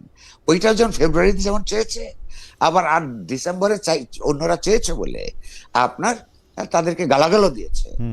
তো দুই নম্বর হচ্ছে তারা আসলে কেন পেছাতে চায়, একটা হলো তথ্য আর একটা বিশ্লেষণ। আপনি লক্ষ্য করুন যে হাইপ তুলেছিল তারা বুঝি বা ক্ষমতায় চলে যাচ্ছে। আচ্ছা, কিন্তু এই যে বিএনপির বিরুদ্ধে একটা অভিযোগ আছে না, এরা যখন ওই টেম্পু আর বাজার দখল করতে যায়, বিএনপির থেকে জামাত কিছু কিছু ব্যাপারে অনেক স্মার্ট পার্টি, পলিটিক্যাল পার্টি হিসেবে তারা তখন রাষ্ট্রের স্ট্র্যাটেজিক পয়েন্টগুলিতে তাদের লোক বসিয়েছে, আর চাঁদাবাজিও করেছে। হ্যাঁ, সেগুলো অনেক ভীষণ স্মার্টলি সেটা তারা করেছে। হ্যাঁ, সেগুলোর দরকার হলে আমরা, এটাও যদি মিথ্যা কথা হয়, হ্যাঁ, সেই দাবি করলে সেই প্রমাণ আমরা তুলে ধরবো সময় মতন। প্রশ্নটা হচ্ছে যে তারা বুঝতে পেরেছে এখন কয়েক মাস গেছে পরে যে বাংলাদেশ এখনো পর্যন্ত বাংলাদেশের অপরাপর যাবতীয় রাজনৈতিক দল, সংগঠন ইত্যাদির নানা ধরনের অন্তর্গত দুর্বলতা থাকা সত্ত্বেও বাংলাদেশের গোটা সমাজ, 18 কোটি মানুষের বৃহদাংশ এখনো পর্যন্ত জামাতের মতন রাজনৈতিক দলকে ক্ষমতায় দেখতে প্রস্তুত নয়, অর্থাৎ তারা ক্ষমতায় যেতে পারবে না। তাহলে কি করতে হবে তাকে? এই মুহূর্তে যেহেতু ডানপন্থী, তাদের প্রতি সহানুভূতিশীল ইউনূস সরকারের মধ্যে মন্ত্রী আছে, প্রশাসনের মধ্যে তাদের লোক আছে, ডিফ্যাক্টো ভাবে ক্ষমতায় থেকে আরো সুবিধা নেওয়া, তাদের রাজনৈতিক প্রতিপক্ষগুলোকে নানানভাবে আরো দমন করার জন্য যতটা সময় পায় তার জন্য ততটাই ভালো, ফলে সে প্রলম্বিত করতে চায়। এইটা খুব পরিষ্কার তথ্য হিসেবে আমি সাংবাদিক, তো আমি দেখো অ্যাপ্রেন্টিস রিপোর্টার থেকে সম্পাদক হয়েছি, ফলে আমাদের তো রিপোর্টারের সোর্স গুলি তো বন্ধ হয়ে যায় না, ফলে নানান জায়গায় সেই তথ্য হিসেবেও আমরা, এটা সরকার নিজেও জানে, সরকারের লোকেরা, সরকারের মধ্যে লোকেরা আমাকে জানিয়েছে যে তাদের কাজকর্ম, তাদের তৎপরতা, এগুলোর মধ্য দিয়ে বোঝা যায় যে তারা পথ করতে চায়। কেন পিছাতে চায়? তার কারণ হচ্ছে তারা জানে ক্ষমতায় যেতে পারবে না, ফলে যতদিন পর্যন্ত তারা এটা সুবিধাটা নিতে পারে সেটা তারা চায়। আর অন্য অপরাপর দলগুলির থেকে, এটা আমি জামাতের প্রশংসা করছি, তাদের তাড়াহুড়া কম। জামাতের তারা 50 বছর ধরে একটা বিপ্রতি পরিবেশের মধ্যে তারা কাজ করেছে। আবার সে খেয়াল করুন, থেকে থেকে গণ আন্দোলনের সঙ্গে অন্য পার্টিগুলির মত, অনেক বিশেষত আওয়ামী লীগের মতন, এরাই কিন্তু বিশ্বাসঘাতকতা করে তাদের পরিসরগুলো গেছে। 86 সালে তারা নির্বাচনে গেছে, 1986 সালে, যখন এদেশের ছাত্রী জনতা সেই নির্বাচনের বিপক্ষে ছিল। খেয়াল করুন, তারা তাদের সুবিধার বাইরে, হ্যাঁ, আপনার কখনই কাজ করার এই ব্যাপারে তারা স্মার্ট আছে। সেই স্মার্টনেসের জন্য শেষ পর্যন্ত তারা লাভবান হবে কি ক্ষতিগ্রস্ত হবে সেটা ইতিহাস নির্ধারণ করবে। সুতরাং আমাকে যে বললো তারা আমি মিথ্যাচার করলাম, এসব করেই তো সত্যি। আপনার কথা সত্যি ধরে নিয়ে করবে। আমি আপনাকে একদম মানে এই প্রশ্নটা করতে চাই যে ধরেন জামাত ক্ষমতায় যেতে পারবে না, এটা আপনি যেমন জানেন, ধরা যাক এটা যদি সত্য হয়, জামাতও জানে, এবং জামাত যে বারবার ক্ষমতা পিছাতে চাইতেছে, নির্বাচন পিছাতে চাইতেছে, সেটাও একটা কারণ। আপনি তো যুক্তি বুদ্ধি দিয়েই আপনি এটা বিবেচনা করলেন। তাইলে এটা জামাতের জন্য সবচেয়ে ভালো হইতো না বিএনপির সাথে তার পুরনো বন্ধুত্বটাকে একটু জাগিয়ে তুলে আবারও, এবং আপনি তার প্রশ্ন করলেন যে তার তাড়াহুড়া নাই, বিএনপির সাথে পুরনো বন্ধুত্বটাকে জাগিয়ে তুলে বিএনপির সহযোগী শক্তি হিসেবে থেকে থেকে আরও শক্তি সঞ্চয় করা এবং ক্ষমতার কাঠামোতে অংশ নিয়ে আর নিজেদেরকে আরো শক্তিশালী করা, যেমনটা তারা 2001 সালে করছিল, এটা তাদের জন্য ঠিক কাজ হইতো না? আমার এই প্রশ্নটা আমি এই কারণে করতেছি, কারণ আমি দেখতে পাইতেছি যে প্রথম আলো ডেলিশনের কথা আবার আসি, আমি জীবনে এরকম দেখি নাই যে বিএনপির আয়োজিত সভায় বা কোনো দলের আয়োজিত সভায়, মানে বিএনপির একজন ভারপ্রাপ্ত চেয়ারম্যান তিনি দেশে ফিরবেন, সেই সভার মধ্যে অংশগ্রহণ করে সম্পাদকরা কেন তারেক রহমানের আরো আগে আসা উচিত ছিল, তারেক রহমান আসলে দেশের কি হয়ে যাবে, এগুলি বলতে শুরু করছে, কারণ তারা দেখতে পাচ্ছে যে বিএনপি ক্ষমতায় আসতেছে। তো জামাতও তো এটা দেখা, জামাতেরও তো একই কাজ করা উচিত ছিল, তাই না? আচ্ছা দেখুন, এটা 2-3 ধরনের উত্তর আছে, তবে একটা কথা বলে রাখি, আপনি কিন্তু গড়ে বলেছেন সম্পাদক ওখানে গেছে, আমি কিন্তু ওখানে যাই না, নাই। আমার সেটা প্রশ্ন আছে, লেজ আছে যে আপনি জান নাই কেন? হ্যাঁ, আপনাকে কি আচ্ছা, দাওয়াত দেয় নাই, নিমন্ত্রণ দেওয়া হয় নাই? না না, দিয়েছে, আপনি আপনি তারা আপনি অত্যন্ত আপনি আপনি ভদ্রতার সঙ্গে দাওয়াত দিয়েছে, আমি আচ্ছা, সেটা আপনাকে আমি আচ্ছা, বলছি। আচ্ছা। জামাতের কি করা উচিত ছিল আপনি প্রশ্ন করেছেন, এটা আসলে জামাতেই ভালো বুঝবে। না, জামায়াতের তবে যে দলের শেডো, মানে বিএনপির পিছনে পিছনে থাইকে জাতীয় পার্টি যেমন নিজেদের আখের গুছায় নিছিল, জামাতের মতো করে এটা করতে পারতো কিনা, যেহেতু যারা জানে যে তারা নির্বাচনে জিতবে না? আচ্ছা, জামাতের কিন্তু তার জন্মের পর থেকে এখন এই পর্যন্ত ইতিহাসের বড় বড় বাকগলিতে বড় বড় ভুল করবার, হ্যাঁ, রেকর্ড আছে। ওকে। আপনি লক্ষ্য করুন, বাংলাদেশে এই এলাকার মানুষ, বিশেষত পূর্ব বাংলার কৃষকরা যখন পাকিস্তানের জন্য আন্দোলন করে, পাকিস্তানের দাবি যখন সবচেয়ে জনগণের দাবি, পপুলার দাবি, জনপ্রিয় দাবি, জামাত ইসলামী তখন পাকিস্তানের বিরুদ্ধে ছিল। হ্যাঁ, পাকিস্তান সৃষ্টি হওয়াটাকে জামায়াতের নেতা, তৎকালীন নেতা আপনার মৌলানা মওদুদি, এইটা পাকিস্তান একটা বাজে বস্তু হিসেবে আপনার তৈরি হচ্ছে, এবং জিন্নাহকে গালাগাল দিতেন। দেখুন, অথচ জনগণ ছিল পাকিস্তানের পক্ষে। আবার সেই পাকিস্তান যখন এই দেশের এই অঞ্চলের মানুষই সেখান থেকে মুক্তির জন্য নিজেদের রাষ্ট্র তৈরি করবার জন্য স্বাধীনতার যুদ্ধ করে 71 সালে, আবারও সে একটা আপনার জনস্বার্থ বিরোধী, জনগণের বিরুদ্ধে সে অবস্থান গ্রহণ করে। এই যে আপনার 1986 সালের নির্বাচন, তারপর স্বাধীন বাংলাদেশে, স্বাধীন বাংলাদেশে 86 যখন আওয়ামী লীগের নেতারা এখনো বোঝে কিনা যে 90 সালে তারা যে নির্বাচনে জিতে নাই, তার একটা প্রধান কারণ রাস্তায় এক সন্ধ্যার সময় বলেছে আগামীকাল যারা জাতীয় বিমান, এই কথা বলে পরের দিনে নির্বাচনে চলে গেছে। ওই কথাগুলো 90 সালের ইলেকশন পর্যন্ত এই দেশের মানুষ মনে রেখেছিল, তারা অপরাপর অন্যান্য কথা বাদ দিল। জামাত ইসলামও সেই রাস্তার জনগণের লড়াই বাদ দিয়ে ওখানে গেছে। এই যে এখনো এইবার এই যে একটা বিরাট ট্রানজিশনের সময়ে, হ্যাঁ, তার কিন্তু পুরনো অপরাধগুলিকে ধুয়ে মুছে মানুষের সঙ্গে মানবিক আচরণ করে, গণতান্ত্রিক আচরণ করে, হ্যাঁ, তার কিন্তু তার নিজের গা থেকে, হ্যাঁ, কিছুটা ময়লা দূর করবার চেষ্টা করতে পারতো। কিন্তু যে জামাতের ঐতিহাসিকভাবে ভুল করবার একটা প্রবণতা আছে। ইতিমধ্যেই জামাত শিবির বাংলাদেশের বিভিন্ন জায়গায় যে সন্ত্রাস তৈরি করেছে, ইতিমধ্যেই যে সমস্ত অসত্য কথা তারা মানুষকে বলে চলেছে, ইতিমধ্যেই ধর্মকে যারা উৎকট ভাবে ব্যবহার করছে, এগুলির মধ্য দিয়ে আপনি বরং তার ব্যাপারে মানুষ ওই যে আওয়ামী লীগ বিএনপির বদলে তাকে পরীক্ষা করবে কিনা, ইতিমধ্যেই সে ভর্তি পরীক্ষা দিয়ে ফেলছে। এই পরীক্ষার মধ্য দিয়ে মানুষ বুঝতে শুরু করেছে যে ক্ষমতায় যাবার আগেই যদি তাদের এই অবস্থা হয়, তাহলে ক্ষমতার যদি রাষ্ট্র ক্ষমতা হাতে বলে তারা কি করতে পারে। জামাত আবার ভুল করলো, এই ভুল তারা ক্রমাগত করেই চলবে। করবে। আমি আরেকটা প্রসঙ্গ এখানে আনছিলাম, এটাও যদি একটু ছোট্ট করে বিএনপির কথা বলছেন। হ্যাঁ, তারেক সাহেবের আগমন নিয়ে সম্পাদক সাহেবরা, জি জি জি, এটা একটু যদি বলতেন। ছোট্ট রেসপন্স আমি আসবো এটিতে। আপনার বিএনপির সঙ্গে তার বন্ধুত্বটা ঠিক বা আরো অগ্রসর হলো না কেন? দুটো কারণ। একটা হচ্ছে জামায়াত যেহেতু নিজেদের ব্যাপারে অতি কনফিডেন্ট হয়ে গেছিল, নিজেরাই পারবে বলে তাদের একটা ভুল ধারণা তৈরি হয়েছিল, সেটা যেমন ব্যাপার, তেমনি আপনার তার আবার পাশাপাশি তাদের সঙ্গে তারা যে এক ধরনের অ্যালায়েন্সে যেতে চায় না, এটা কিন্তু সত্য নয়। প্রথম দিকে তাদের কিন্তু সিট অ্যারেঞ্জমেন্টস এর প্রস্তাব, হ্যাঁ, জামাত এটা প্রকাশ্যে স্বীকার করে না, বাট আমি তথ্য হিসাবে জানি এই প্রস্তাব নিয়ে দুই পক্ষ আলাপ করেছে, এটার মধ্যে সমঝোতা হয় নাই। এটা হলো এক, চেষ্টা তারা করেছে। দুই, এবং সেটা লক্ষণ আমরা দেখতে পাই যে জামাতের আমির এবং নায়েবে আমির লন্ডনে গিয়ে দেখা করে এসেছেন তারেক সাহেবের সঙ্গে, সেটাও আমরা দেখছি ওই সময়ের মধ্যে হয়তো এই তথ্য এসছে। হ্যাঁ, আচ্ছা, এটা যেমন একটা। তো এই জামাত যেমন নানান অপরাধ করেছে, অথচ অপরাধগুলির জন্য সে ক্ষমা চায় না, বরং সেগুলোকে নানান ভাবে প্রলেপ দিয়ে আপনার ওইখান থেকে উদ্ধার পেতে চায়।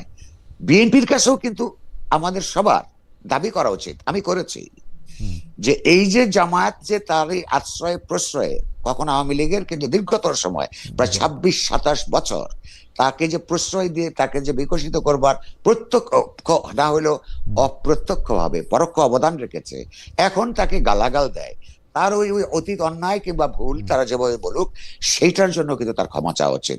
জামাতের শক্তি বৃদ্ধি তো হয়েছে, সত্য কথা, যে হ্যাঁ সেইটা যতটুকুই হোক না কেন, এই শক্তি বৃদ্ধির পিছনে জামায়াতের কথা বলছি, বিএনপির কিন্তু ভূমিকা আছে। বিএনপিরও উচিত যে হ্যাঁ তারা এই কাজটা অন্যায় করেছে, ভুল করেছে, হ্যাঁ সেইটা মানুষের কাছে স্বীকার করা।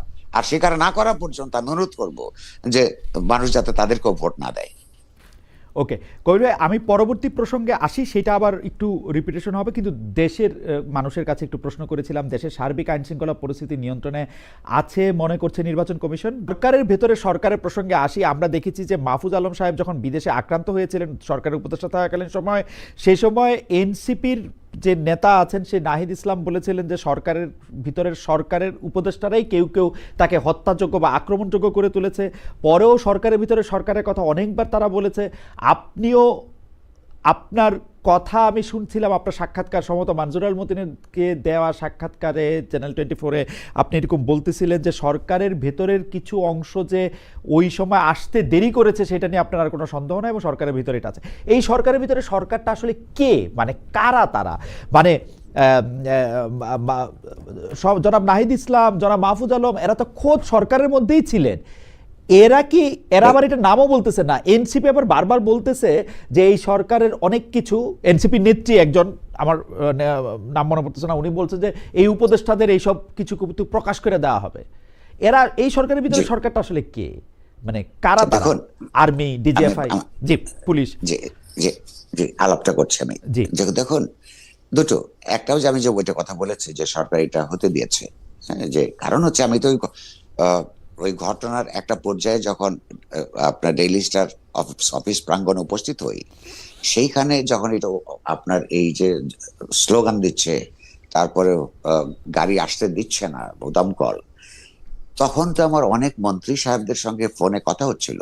তারা অনেকে যে চেষ্টা করেছে তা নয়, কিন্তু দুটো ব্যাখ্যা আছে। একটা হচ্ছে যে তার আপনার কোনো নিয়ন্ত্রণ এই সরকারের কার্যকর নিয়ন্ত্রণ এই প্রশাসনের উপর নাই, কারণ হচ্ছে যে ওই যে নন পলিটিক্যাল লোক হইলে যা দাঁড়ায়। দ্বিতীয়ত হচ্ছে যে পরিমাণ সময় এখানে লাগলো, ততক্ষণ পর্যন্ত নিজেরা তারা ঘুষুর ঘাসুর করার পরিবর্তে আপনি লক্ষ্য করুন, তারপরে গতকাল পর্যন্ত মানে আজকে এই সন্ধ্যা পর্যন্ত তথ্যমন্ত্রী কিংবা কি বলে স্বরাষ্ট্রমন্ত্রীকে তো ওই ক্ষতিগ্রস্ত এলাকায় গিয়ে তাদের সঙ্গে ভিজিট করতে দেওয়া যায় নাই। তারা এমন এমন কি গুরুত্বপূর্ণ কাজ করেন যে দেশের দুইটা শীর্ষস্থানীয় পত্র পত্রিকার যেখানে আগুন দিয়ে পুড়িয়ে সাংবাদিকদের হত্যা করার চেষ্টা হলো, সেখানে তারা যেতে পারলেন না। তো এটা অনান্তরিকতারই এক ধরনের লক্ষণ, এবং ওইখানে ধীর গতিতে প্রশাসন রাষ্ট্র কাজ করছিল, তাতে বোঝা যায় এটা হতে দিয়েছে তারা, আমার এই ধারণা তৈরি হয়েছে। দ্বিতীয়ত হচ্ছে, আপনাকে আরো সহজ করে দিতে চাই, আমরা যখন আহ্বান জানালাম সকল পেশার লোকদের কাছে যে তারা আমাদের সঙ্গে যারা সংহতি প্রকাশ করতে এলেন, সেখানে এনসিপির নেতা নাহিদ কিন্তু বলেছেন সরকারের একটা অংশ এটার সঙ্গে জড়িত। এখন প্রশ্ন হলো যে আপনি লক্ষ্য করুন যে এই প্রশ্নটা আপনি আমাকে করছেন, আমি আপনার মাধ্যমে অনুরোধ করব এই প্রশ্নটা ইনুস সাহেবকে নিজেকে করতে। কেন? ইনুস সাহেব নিজে বলেছেন যে ছাত্ররা তাকে অ্যাপয়েন্টমেন্ট দিয়েছে, মনে আছে আপনার? Right, absolutely. আচ্ছা আচ্ছা, সেই ছাত্ররা এখন বলছে, ছাত্রদের প্রতিনিধি নাহিদ, যে সরকারের লোকেরা আপনার লোকেদের একটা অংশ এখানে আছে। তাহলে এখন কি সেই ছাত্ররা তো তাদের সঙ্গে নাই, মানে মন্ত্রী পরিষদে নাই, তাহলে এই অ্যাপয়েন্টমেন্ট যারা দিল তারাও চলে গেল, এখন যারা আছে এটা কার লোক? লক্ষ্য করুন, আপনার প্রশ্নের উত্তর হচ্ছে যতই উনি বলুন না কেন ছাত্ররা তাদেরকে, আর প্রথম কথা হলো ছাত্ররা তাদের নাম প্রস্তাব করেছেন, ছাত্ররা তাদেরকে তার ব্যাপারে ভীষণ ভাবে চেয়েছেন, এই ব্যাপারে সত্য, কারণ তারা না চাইলে উনি নিশ্চয়ই প্রধানমন্ত্রী হতেন না। কিন্তু এই যে রাজনৈতিক যে বিশ্লেষণটা এই মন্ত্রী পরিষদের মাথায় থাকে না, ঘটনাটা কি হয়েছিল, বিভিন্ন রাজনৈতিক দল মত নির্বিশেষে সমস্ত মানুষের সম্মিলিত প্রয়াসের মধ্য দিয়ে একটা জাতিবাদী আওয়ামী লীগ স্বৈরতান্ত্রিক সরকারের পতনের পর যখন এই সরকার গঠনের কথা হলো, তখন তিনটা ফ্যাক্টরস কাজ করছিল। একটা হলো তখনও রাজনৈতিক দল হিসেবে অসংগঠিত এনসিপির নেতৃবৃন্দ, সমন্বয়ক।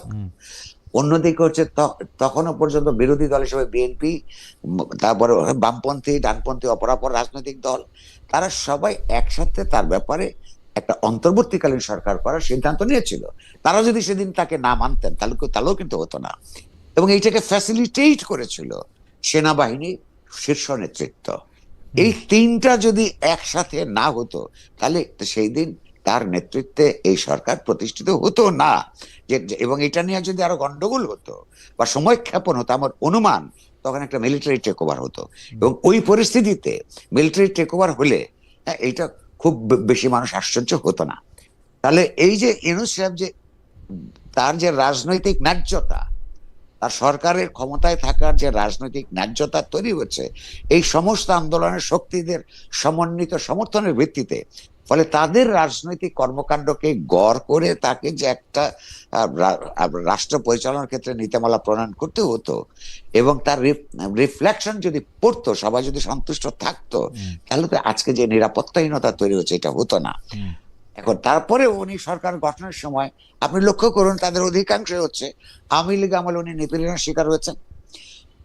এই সরকারের অধিকাংশ হচ্ছে প্রতিদিন তিনি যখন আপনার কোর্টে হাজিরা দিতে যেতেন, তার সঙ্গে কিছু লোকজন থাকতো, আপনার মনে থাকবার কথা। সেই সঙ্গে থাকার লোকজন একটা বিরাট অংশ এখন মন্ত্রী পরিষদে। উনি নিজের লোক ভেবেছেন। এক, তিনি যেটা বোঝেন নাই যে অনেকেরই আলাদা রাজনীতি আছে। আবার জামাতের কোটায়, বিএনপির কোটায়, কিছু হইলো অন্য মধ্যপন্থীদের কোটায়, তো সেখানে লোকজন আছে। কিন্তু মুশকিল হইলো তার যে কোটার থেকে যারা যাকে পাঠিয়েছে তাদেরও রাজনৈতিক দৃষ্টিভঙ্গি পরিষ্কার নয়, ফলে একটা হযবরল অবস্থা তৈরি হয়েছে। এবং সবচেয়ে বড় কথা, এইটার সুযোগ নিচ্ছে যারা সবচেয়ে সংগঠিত শক্তি, অথচ ক্ষমতায় যাবে না বা যেতে পারবে না। মানে তাদের জন্য এটা একটা, যখন রাষ্ট্র যখন অ্যাসার্ট করে না নিজেকে, এই যে নিরাপত্তাহীনতা তৈরি হয়েছে, রাজনৈতিক অস্থিতিশীলতা, অর্থনৈতিক অস্থিতিশীলতা, ব্যবসা বাণিজ্যের একজনে যে প্রতিকূল পরিস্থিতি তৈরি হয়েছে, এই একটা নৈরাজ্যমূলক পরিস্থিতিতে শুধু তাদেরই লাভ হয় যারা দূরপ্রসারী চিন্তা আছে রাজনৈতিক ভাবে। আমার এখনো ক্ষমতার সময় হয় নাই, এই যে যতক্ষণ পর্যন্ত এমন অবস্থা আছে তার মধ্য দিয়ে যতটুকু আমরা তাদের রাজনীতিকে এগিয়ে নিতে পারি, সেটা করতে গিয়েও আমি বলবো তারা ভুল করছে। তারা যে সন্ত্রাসী তৎপরতা সারা দেশে চালাচ্ছে, বিশ্ববিদ্যালয় ক্যাম্পাসগুলোতে ছাত্র শিবিরের পুরনো ব্যবহার, আচার ব্যবহারের কারণে, কারণ ওরা যখন দুর্বল থাকে ভীষণ বিনয়ী থাকে, তারা সুন্দর করে কথা বলে।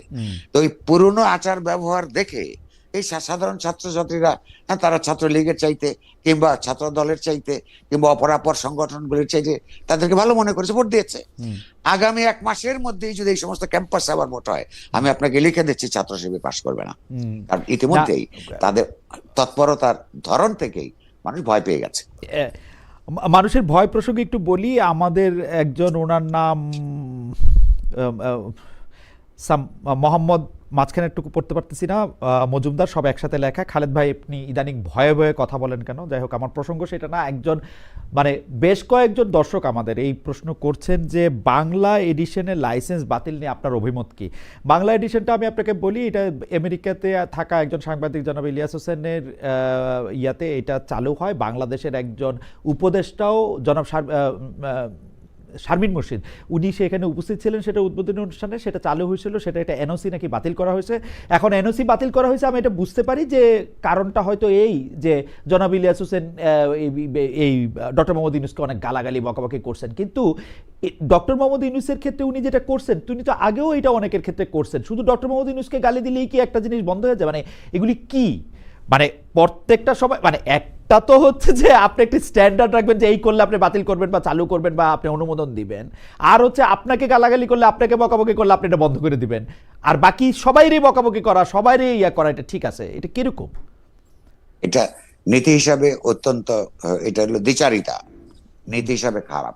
কিন্তু আমি তো ঠিক, সরকার তো ঠিক কখনো বলে নাই যে ইউনূস সাহেবকে গালিগালাজ করবার জন্যই এটা বন্ধ করা হয়েছে কিনা। প্রথম কথা হচ্ছে, কোন সংবাদ মাধ্যম প্রতিষ্ঠানকে বন্ধ করা উচিত না।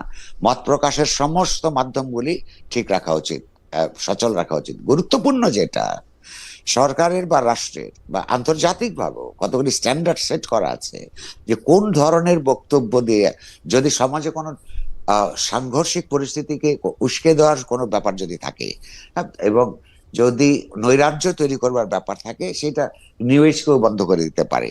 কথার কথা, মানে অর্থাৎ সরকার কি কারণে এইটা বন্ধ করেছে এটা পরিষ্কারভাবে বলা উচিত ছিল, কারণ সরকারেরই মন্ত্রী সেটা উদ্বোধন করেছে। আর তাহলে কি যেই মন্ত্রী উদ্বোধন করেছে তাকে কি ইউনূস সাহেব ডেকে নিয়ে জিজ্ঞাসা করেছেন কিনা যে আপনি এটা করলেন কেন, অথবা ওই মন্ত্রী ইউনূস সাহেবকে গিয়ে জিজ্ঞেস করেছেন কিনা, বা স্বরাষ্ট্রমন্ত্রীকে যে আমি যে এটা উদ্বোধন করে আসলাম আপনি সেটা বন্ধ করলেন কেন?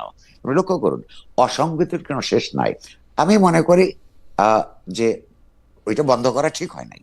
শুনুন, এই যে জামাত ইসলামে যে আজকে একটা বা অন্যান্য দক্ষিণপন্থী দলগুলি যে বারাবর এই জায়গায় চলে গেছে, এইটা তারা অনেক কথা বলতেছে বলে মানুষ বুঝতে পারছে। মানুষের বিবেক বিবেচনা এবং সিদ্ধান্ত নেবার ক্ষমতা সম্পর্কে কারোর ভুল করা উচিত না। কেমন কারণ হচ্ছে যে মানুষ ঠিক বুঝতে পারে যে কেউ যদি গালাগাল দিচ্ছে দিক না, হ্যাঁ খুব গায়ে লাগে আর এটা সত্য, হ্যাঁ কিন্তু সেটা ধৈর্য থাকতে হবে আপনার।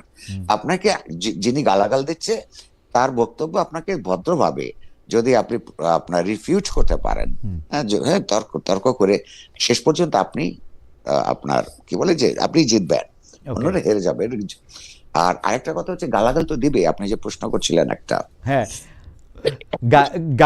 গালাগাল দিয়ে কথাও আছে ওই যে মানে সারাক্ষণ, মানে আপনি যদি আমাদের এখন যারা লাইভ আমাদের দেখতেছেন তাদের অনেকেই আপনার কথা পছন্দ করতেছেন, অনেকে আবার পছন্দ করতেছেন না। যারা পছন্দ করতেছেন না তারা আবার খুব মানে আমি বলবো না যে খুব শালীন ভাষায় আপনাকে কথা বলতেছেন, খুব অশালীন ভাষায় বলতেছেন। আমাকেও মানে আমি একটা উদাহরণ দিলে আপনি বুঝবেন করবে, আমি তার নাম বলতে চাই না। এরকম বলতেছিল যে দুইজন বাটপার বসছে এখন, আমি পর্যন্ত ঠিক আছে, কিন্তু আপনাকে বলা এটা আমারও এই যে গায়ে লাগে আর কি, যেটাকে আপনি গায়ে লাগা বলতেছেন। তার আগে যে আমি কমেন্টটা পড়লাম, আপনি ইদানিং ভয়ে ভয়ে কথা বলেন, দেখেন কমেন্ট আসে এরকম। ওনার নাম হাসনাত কিরণ 3719, তিনি বলছেন খালেদ এখন যে কমেন্ট পড়লেন সেটা যে আপনারই বট বাহিনীর করা কমেন্ট সেটা সহজেই বোঝা গেল। আপনি বলতেছিলেন যে মানুষ নাকি বোঝে, মানুষ তো সহজে নানা রকম কিছু বোঝে দেখি, মানে আমার বট বাহিনী দিয়ে আমার বিরুদ্ধে আমি কমেন্ট করতেছি বা পক্ষে কমেন্ট না, প্রতিটা কিছু কিছু সময় লাগে। ধরুন আমার তো সন্তান সন্ততি আছে, মা বাবা ছিলেন, আমি খালি আমার মা মারা গেছেন এটার জন্য এখন আমি কৃতজ্ঞ। মানুষের মা মারা গেলে কেউ কৃতজ্ঞ হতে পারে?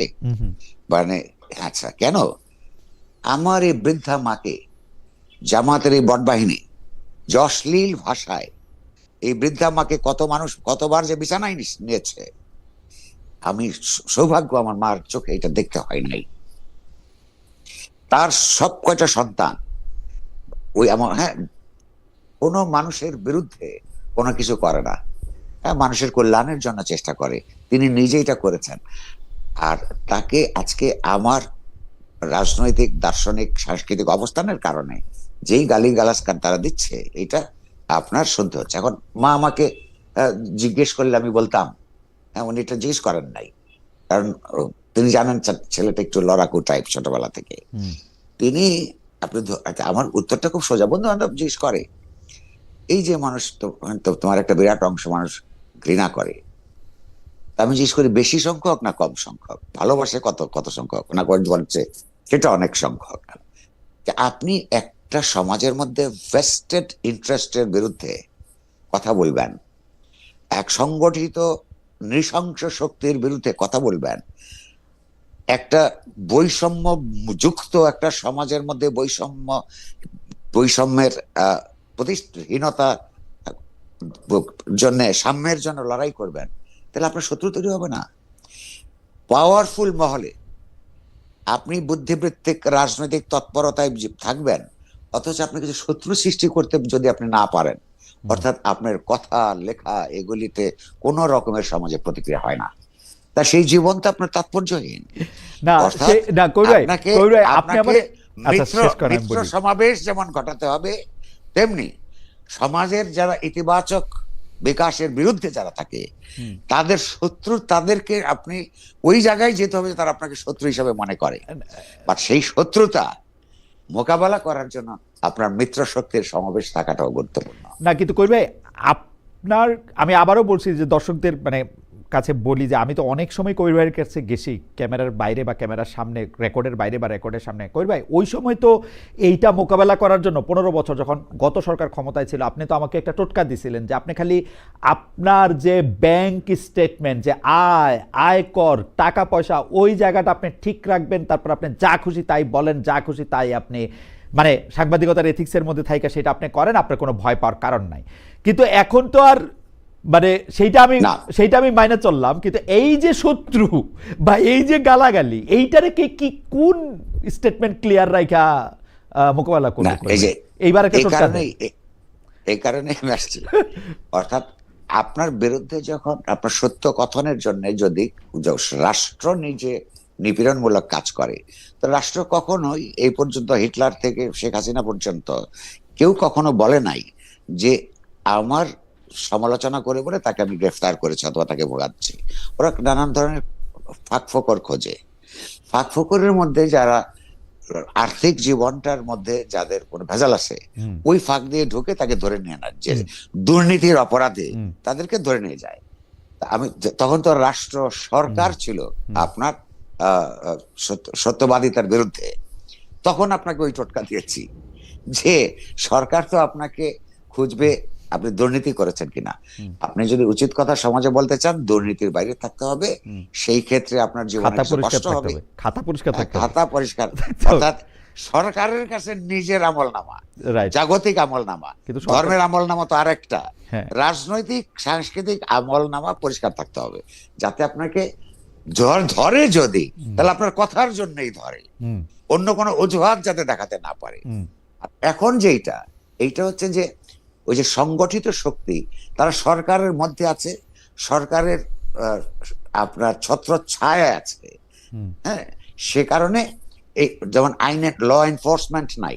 এই যে আমার বিরুদ্ধে বলে দিল একটা কথা, ধরেন এইটা যে সরকার তো করছে না, অ্যাপারেন্টলি করছে সমাজে রাজনৈতিকভাবে সংগঠিত কতগুলো আপনার সহিংসতাবাদী, নৈরাজ্যবাদী গোষ্ঠী।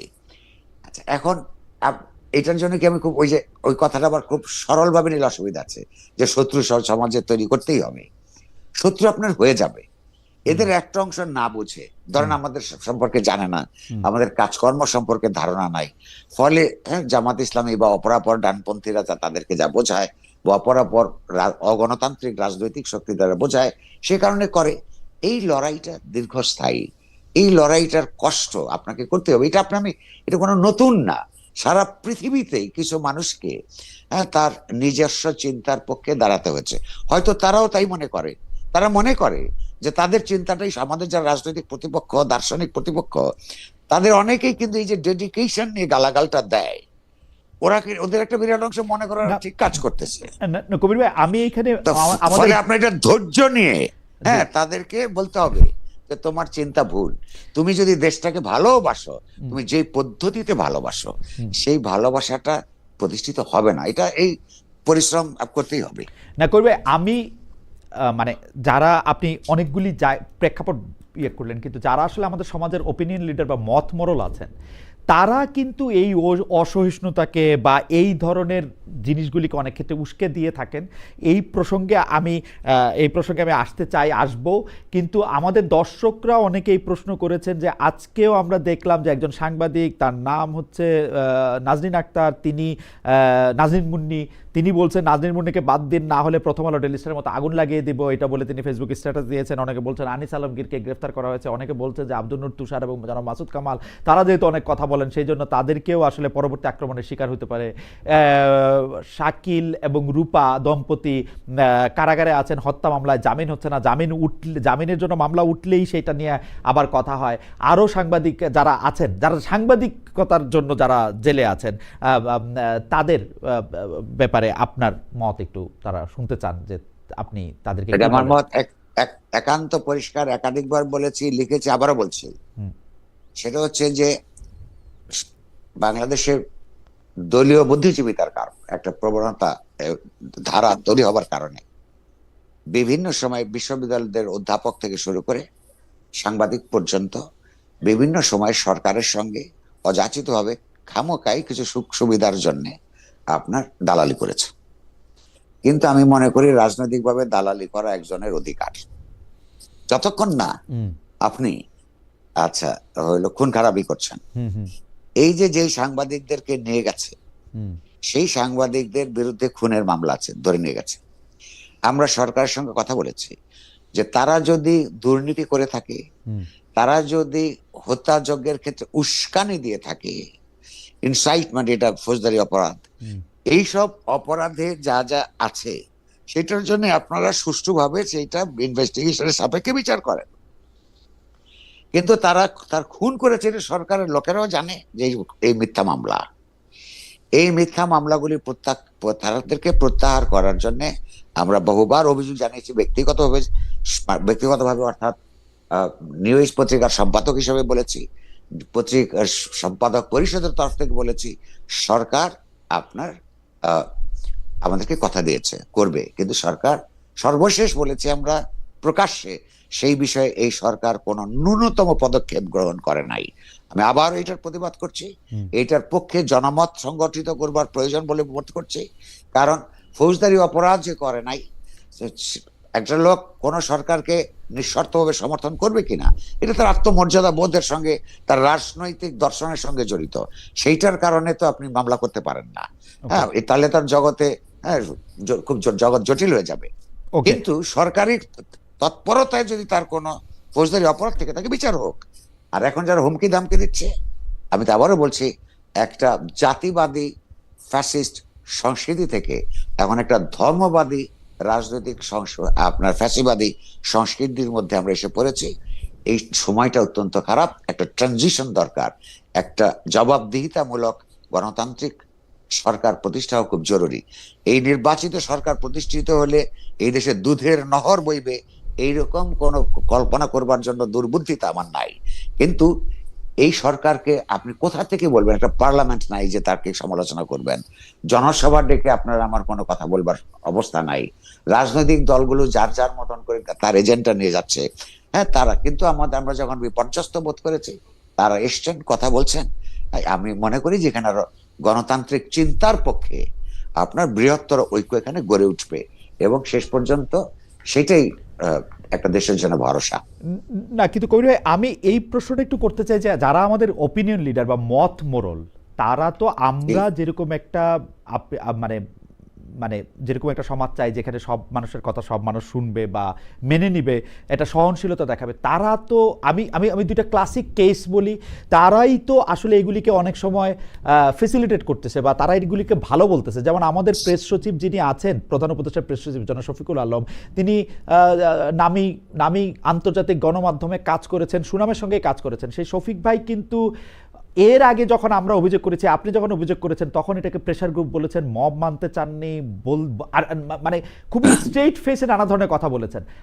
আমি আরেকটা ক্লাসিক কেস, আমার শিক্ষক জনাব আলী রিয়াজ, তাকে আমি শুধু প্রশ্ন করেছিলাম, তাকে ইন্টারভিউর সময় আমি তাকে প্রশ্ন করেছিলাম যে এই জনাব মতিউর রহমান চৌধুরী যে বলছেন এই উপদেষ্টা পরিষদেও তো অনেকে আছেন, তাদের বিরুদ্ধে লিখতে পারতেছি না, সবাই তো আর ভালো না। তো এইটা তখন উনি আমাকে বলেছিলেন আপনি তো তবু এখন প্রশ্নটা করতে পারছেন। তখন আমি বলছিলাম যে এরকম টুকটাক প্রশ্ন তো শেখ হাসিনার সময় অনেকে করছে। তখন উনি বলছে আপনার এই বক্তব্য ফেসিবাদের পক্ষে চলে যাচ্ছে খালেদ। আচ্ছা, এবং দুটো জি, দুইটা ব্যাপার তো যদি একটু বলেন। জি, আচ্ছা আচ্ছা, এক, প্রধান উপদেষ্টার প্রেস সচিব, জি, এ কথা সত্য, আপনি ঠিক মতো তাকে উদ্ধৃত করেছেন। এই যে কত দঙ্গলবাজি যখন হচ্ছিল, এই দঙ্গলবাজদেরকে উনি আপনার প্রেশার গ্রুপ হিসেবে দেখবার জন্য তিনি দেখলেন এবং অন্যদেরকে পরামর্শ দিয়েছেন। বেশি দিন তো হয় নাই তিনি তার ভুল বুঝতে পেরেছেন। আপনি লক্ষ্য করুন, ওই গ্রুপটাই যখন আপনার এই ডেইলি স্টার, প্রথম আলো অফিস আগুন দিচ্ছে, ওই রকমের চিন্তার পক্ষের লোকেরাই যখন দিচ্ছে, একেবারে হ্যাঁ উগ্র ডানপন্থী ধরনের, সেটা তারপর যে উনি যে ফেসবুক পোস্টটা দিয়েছেন কেঁদে কেটে, তার মনে হচ্ছে যে ধরুন দ্বিধা হও, এটা বলেছেন উনি। বলছেন উনি, হ্যাঁ। তার মানে তার মানে আমি আপনাকে আগে যেটা বললাম, যে মানুষ যখন ভুল করে, হ্যাঁ, ভুল করে বা চিনতে শনাক্ত করতে কোনটা কি প্রবণতা করে, গালি দেয়, কিন্তু সময়ের মধ্য দিয়ে অতিক্রান্ত হলে এবং তার বিশ্লেষণ ক্ষমতা বাড়লে বা অন্যদের বিশ্লেষণ দিয়ে প্রভাবিত হলে অথবা তার দৃষ্টিমান হয়ে উঠলে এগুলো একসময় বুঝবে। জগতের চিন্তার বিকাশ প্রক্রিয়া এরকমই ছিল। অন্য কোনো দেশের চেয়ে সুষ্ঠু খুব বেশি ছিল না। এই ইনটলারেন্স সবসময় ছিল, অসহিষ্ণুতা। আবার এই অসহিষ্ণুতার সংস্কৃতির বিরুদ্ধে আপনার সহিষ্ণুতার সংস্কৃতি যদি আপনি প্রতিষ্ঠা করতে চান, যিনি চায় তাকেই তো ইউ হ্যাভ টু, এটা বলে যে লিড বাই এক্সাম্পল। আপনাকেই তো সহিষ্ণুতা দেখাতে হবে। সেই সহিষ্ণুতাটা আমরা দেখাচ্ছি, আপনাকে অনুরোধ করবো আপনি দেখান, এগুলো 1 নম্বর। তাহলে দেখেন আপনি একটা ফল পেয়েছেন, উনি নিজেই বুঝতে পারছেন তো এটা আসলে দঙ্গলবাজি। এক আলী ডক্টর রিয়াজ কি বলে এই কথাটা বলেছিলেন আমি খেয়াল করি নাই, আমি আপনার কথা ধরে নিচ্ছি। হ্যাঁ, রাইট। আচ্ছা আচ্ছা, আমি বলবো এই কথা যদি উনি বলে থাকেন উনি ঠিক বলেননি। কেবলমাত্র প্রশ্ন করার যেমন পরিবেশ লাগে, তেমনি প্রশ্নের উত্তর পাওয়ার, যারা ক্ষমতার মধ্যে থাকে, কর্তৃত্বকে প্রশ্নের উত্তর পাওয়ার অধিকারও থাকে। তা না হলে গণতন্ত্র হয় না। উনি গণতান্ত্রিক সংস্কারের কাজের মধ্যে একটা নিজেকে নিয়োজিত করেছেন। আমি মনে করি এই কথা যদি এইভাবে তিনি বলে থাকেন, এটা ঠিক বলেননি। তাকে ওই যে কি বলে যে কিছু একটা হলে, যেমন আমাকে সেদিন আওয়ামী লীগ বলে গালি দিল না, ওই যে আমার উপর যে আক্রমণ করলো। আচ্ছা, তো প্রশ্নটা হচ্ছে যে এই যে একটা নাম দিয়ে পরিত্যক্ত মানুষ যারা পরিত্যক্ত সরকারের সঙ্গে ট্যাগ লাগিয়ে দিয়ে আপনার এই যে শাস্তিযোগ্য করে তোলবার প্রবণতা হিসেবে এটা ইতিহাসে আপনার থাকবে। ওনার কথাটা, উনি একটা ভুল কথা বলেছেন। হ্যাঁ, আমি মনে করি না তাই এটা বলা উচিত ছিল। প্রশ্ন করা এনাফ না, হ্যাঁ, প্রশ্নের উত্তরও দিতে তারা বাধ্য যারা ক্ষমতা আছে, ওইটাই গণতন্ত্র। এইটা যদি তারা বিশ্বাস না করেন তাহলে তারা গণতান্ত্রিক সংস্কারও করতে পারবেন না।